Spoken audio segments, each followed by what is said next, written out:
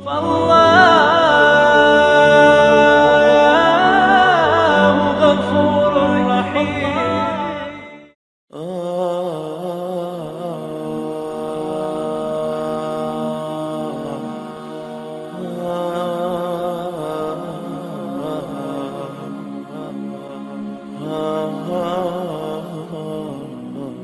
Saudara-saudara, kita duduk di majelis yang mulia ini untuk memperingati Isra wal Mi'raj baginda Nabi besar Muhammad SAW.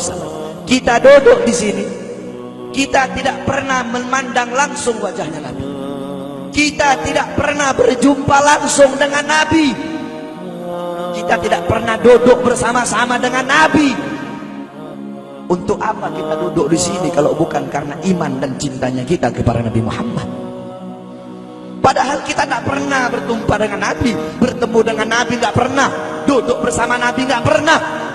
Tapi kita beriman kepada Nabi Muhammad. Kita cinta kepada Nabi Muhammad. Kita umat yang dirindukan oleh Nabi, umat yang dicintai oleh Nabi.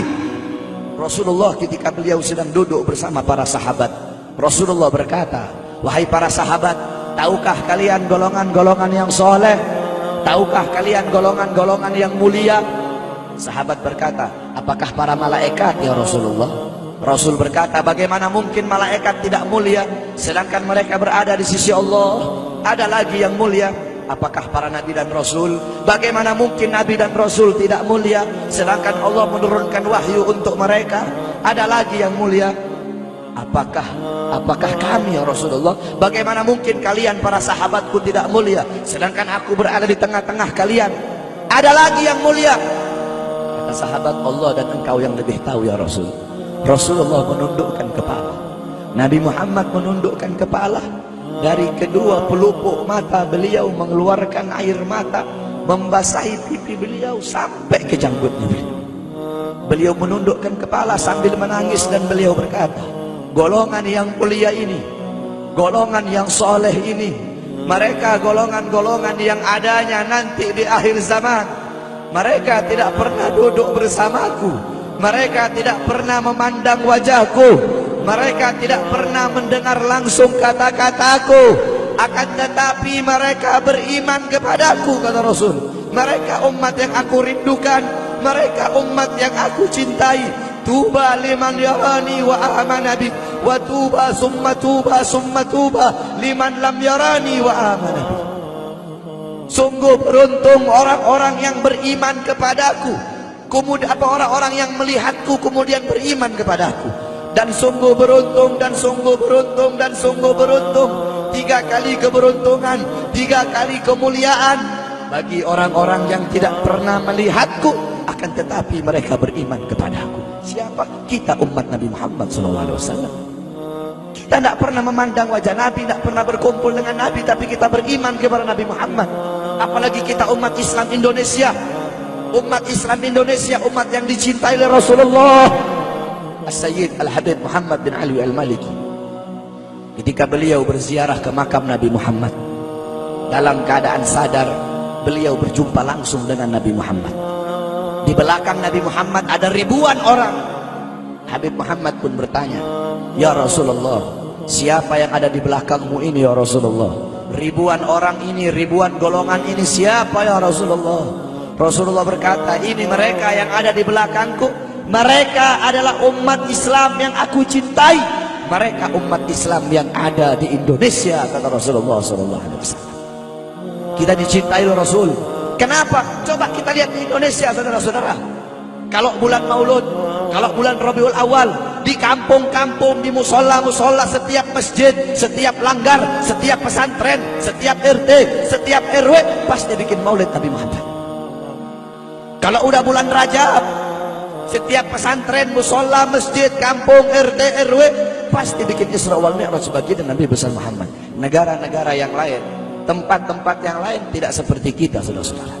Makanya kita menjadi umat yang dicintai oleh Rasul, umat yang dimuliakan oleh Nabi Muhammad, umat yang dirindukan oleh Nabi Muhammad SAW.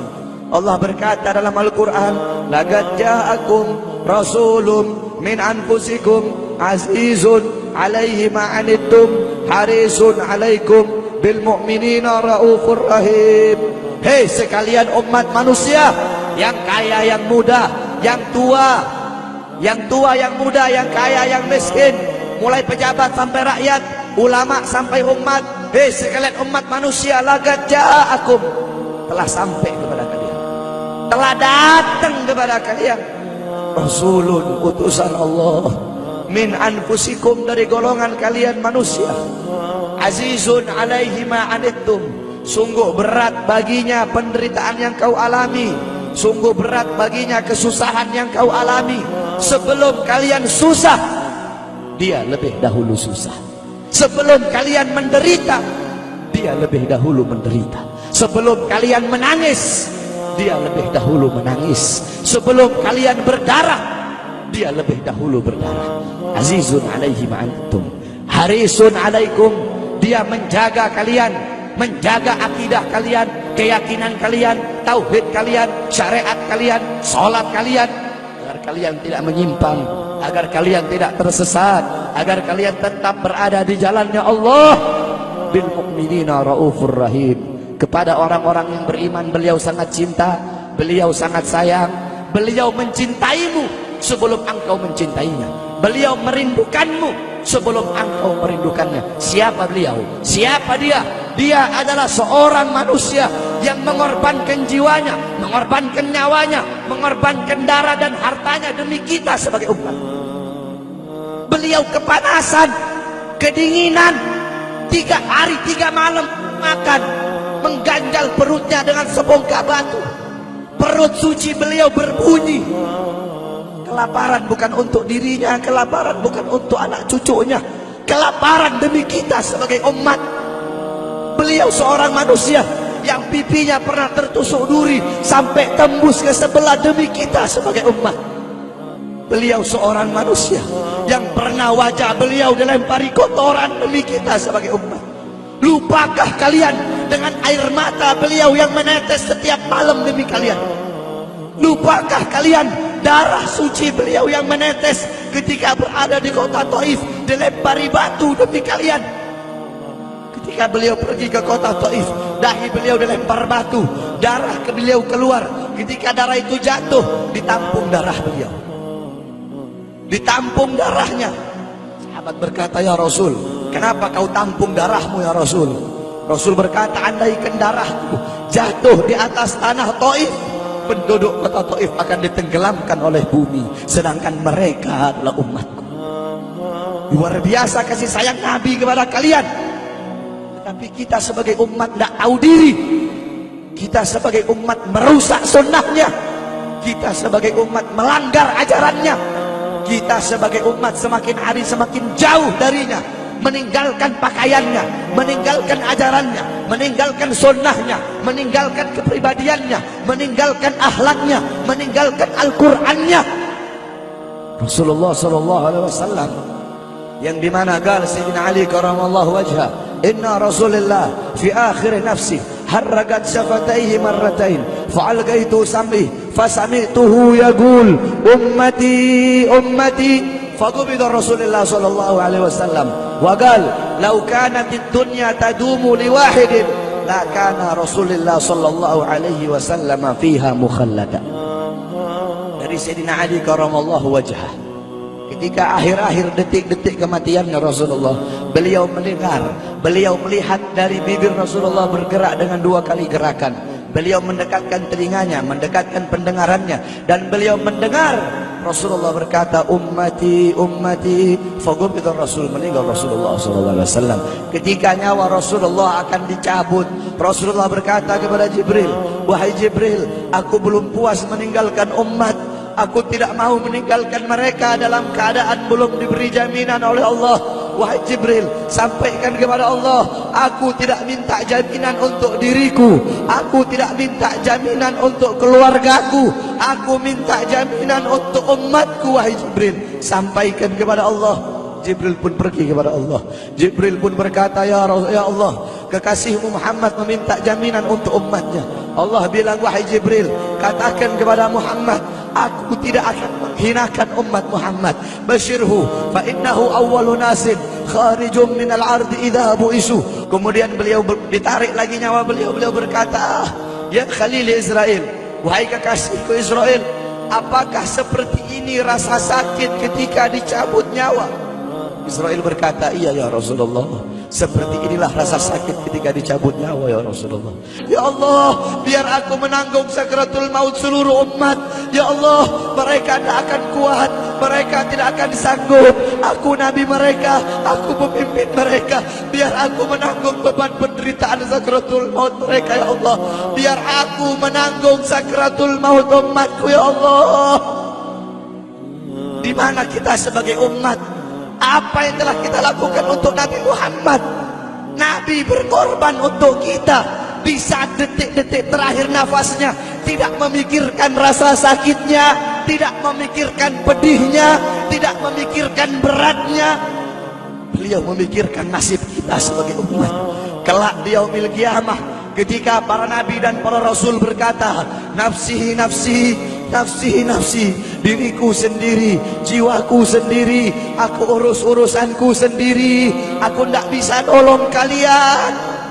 Ketika para nabi dan rasul, mereka tidak bisa menolong kita. Rasulullah Muhammad ibni Abdullah, Nabi Muhammad bersujud kepada Allah, Nabi Muhammad bertekuk lutut, beliau bermohon kepada Allah. Beliau berkata, ya Allah, aku tidak minta pengampunan untuk diriku, wala Fatimah, wala Hamzah.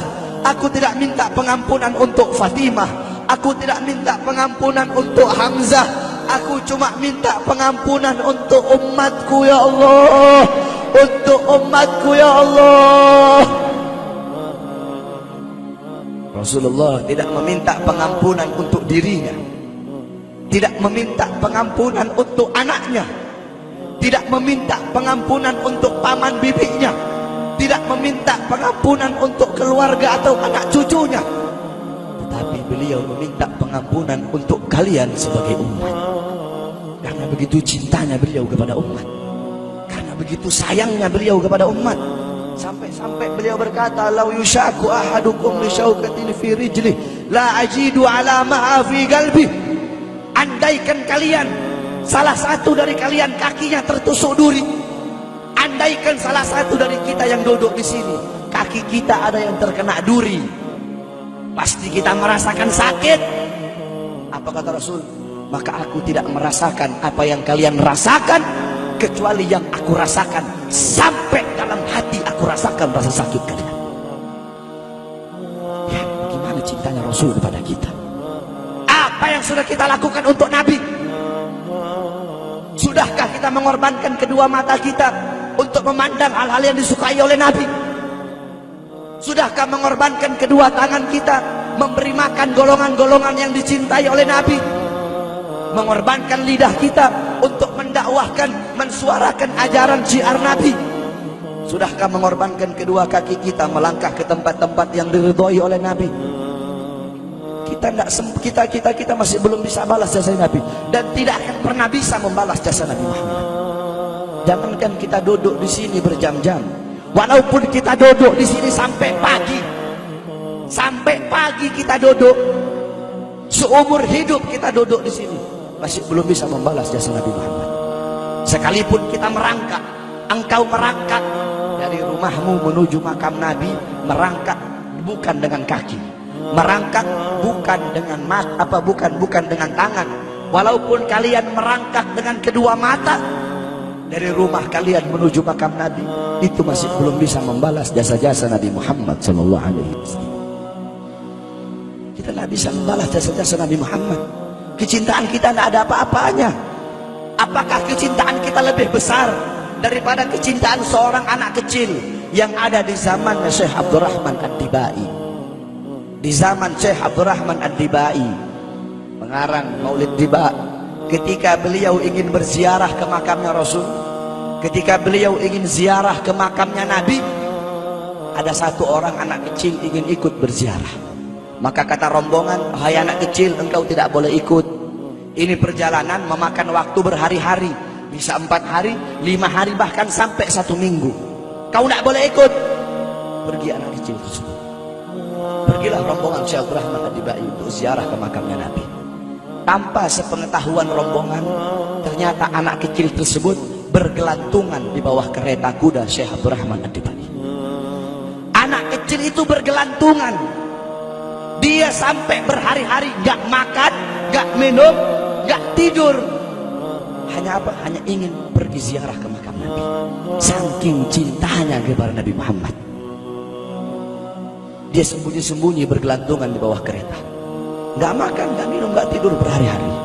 Sampai ketika sampai di Madinah, itu anak kecil jatuh. Itu anak kecil terjatuh. Rombongan bilang, bukan kayaknya anak kecil yang waktu itu mau ikut.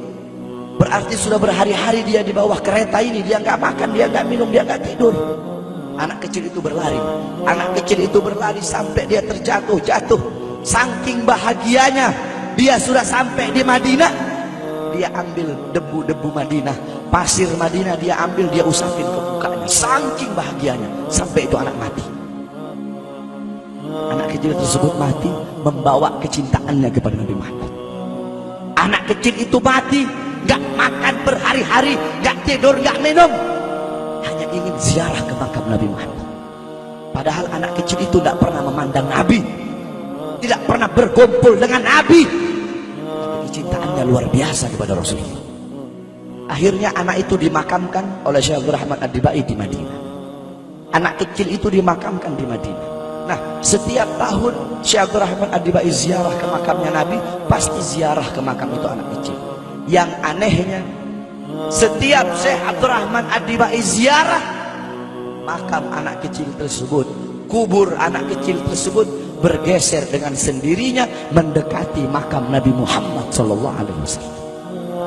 Sampai sekarang makam anak kecil itu ada di samping Masjid Nabawi. Saking cintanya anak kecil tersebut kepada Rasulullah SAW. Kecintaannya kita nggak ada apa-apanya. Kita tiap hari maksiat, tiap hari berbuat dosa, melakukan hal-hal mungkarat, dhalalat, sayyiat. Takutlah kita kepada Allah. Kembalilah ke ajaran Nabi Muhammad. Jadikan beliau sebagai teladanmu, jadikan beliau sebagai pedomanmu. Hidupkan rumah tanggamu dengan ajaran beliau. Hidupkan kampungmu dengan dengan ajaran dan sunnah beliau. Jadikan rumah tanggamu rumah tangga Sayyidina Muhammad, kampungmu kampung Sayyidina Muhammad, desamu desa Sayyidina Muhammad, kotamu kota Sayyidina Muhammad sallallahu alaihi wasallam.